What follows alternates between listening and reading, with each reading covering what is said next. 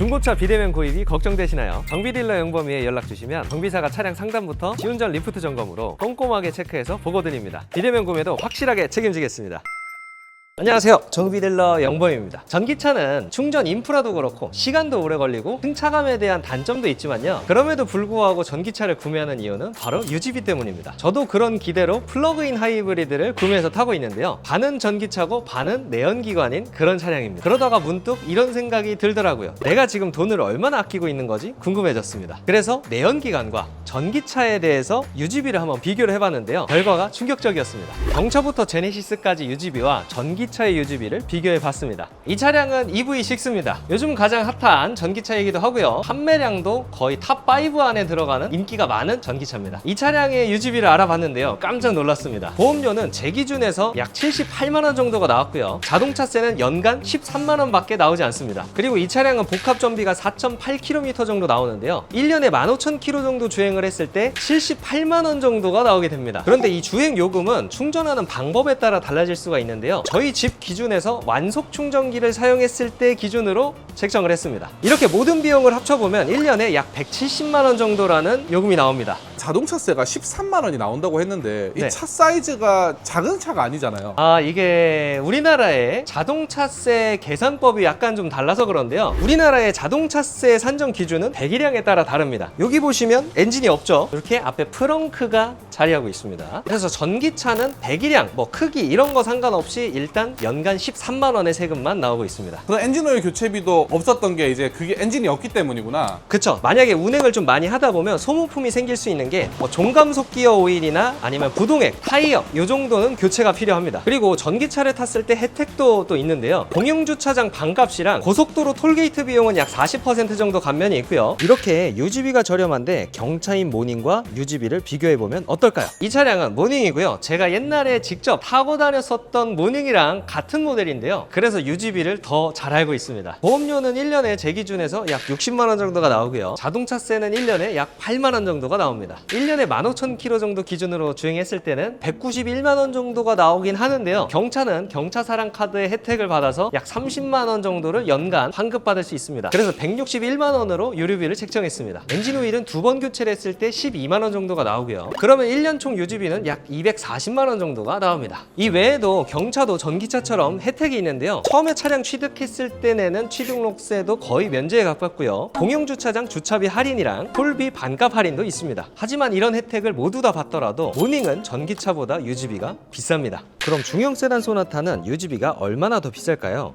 이 차량은 소나타 2.0 자연흡기 엔진을 가지고 있는 차량입니다. 가장 무난하기도 하고 스탠다드한 엔진을 가지고 있는 차량이죠. 이 차량을 1년간 유지하면 얼마나 들어갈까요? 1년에 약 15,000km 정도 주행을 한다고 가정을 했을 때요, 보험료는 제 기준에서 65만원 정도가 나왔습니다. 1년 세금은 2000cc라서 약 38만원 정도가 나왔고요, 15,000km를 주행했을 때는 약 230만원 정도의 유류비가 발생했습니다. 그리고 엔진오일도 연간 한 2번 정도는 교체를 해줘야 되는데요, 2번 교체했을 때 약 15만원 정도의 비용이 나옵니다. 모두 다 더했을 때 약 350만원 정도의 1년 유지비가 발생되는데요, 사실 여기서 부가적인 소모품 비용이나 수리 비용이 나올 수 있지만 가장 기본적으로 무조건 써야 되는 돈만 계산을 한번 해봤습니다. 그렇다면 소나타가 350만원 정도가 나왔는데, 그렇다면 제네시스는 얼마나 유지비가 더 비싸질까요? 이 G80은 이전 모델까지는 무조건 6기통 엔진밖에 없었는데요, 이 RG3로 나오면서 2.5 4기통 엔진도 추가가 됐습니다. 그리고 4기통 엔진이 가장 많이 팔리는 엔진이에요. 이 기준으로 계산을 한번 해봤습니다. 보험료는 1년 기준 약 70만원 정도가 나왔고요, 1년 자동차 세금은 약 50만원 정도가 나옵니다. 복합연비는 약 10km 정도가 나오고요, 이를 환산했을 때 1년에 15,000km 주행했을 때 300만원 정도의 유류비가 나옵니다. 엔진오일은 2번 교체했을 때 20만원 정도로 잡아주셔야 되고요, 그러면 총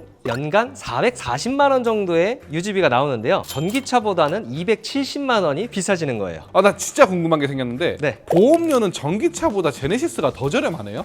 그쵸. 이게 왜 그러냐면, 사고가 났을 때 전기차는 배터리까지 교체할 거를 염두에 두고 보험료 책정을 해야 되다 보니까 보험사에서는 전기차의 보험료가 더 많이 나올 수밖에 없는 거죠. 그럼 배터리 교체하면 얼마 정도 나와요? 국산차는 약 2천만원 정도의 배터리 교체 비용이 나오고요, 수입차는 약 3천만원 정도의 배터리 교체 교체 비용이 나옵니다. 사실 실제로는 배터리 고장만 없다면 내연기관은 기본적으로 정비해줘야 되는 항목들이 많아요. 가솔린 기준에서 엔진 오일 뿐만 아니라 점화 플러그 코일, 버벨트 세트, 냉각수, 미션 오일, 연료 필터, 디퍼런셜 기어 오일, TC 오일 이런 것들을 교체를 많이 해줘야 됩니다. 그래서 실제 유지비는 더 차이가 많이 난다고 보셔야 됩니다. 그러면 딱 오늘 얘기만 들어봤을 때는 그냥 무조건 전기차를 사야 되는 거네요? 그렇지 않습니다. 이 전기차는 많은 단점들을 가지고 있기 때문에 내연기관도 많이 판매되고 있는 거예요. 심지어 얼마 전에는 전기차를 구매했다가 얼마 안 가서 내연기관으로 돌아오신 분이 계시거든요. 이런 몇 가지 치명적인 단점들을 알려드리겠습니다.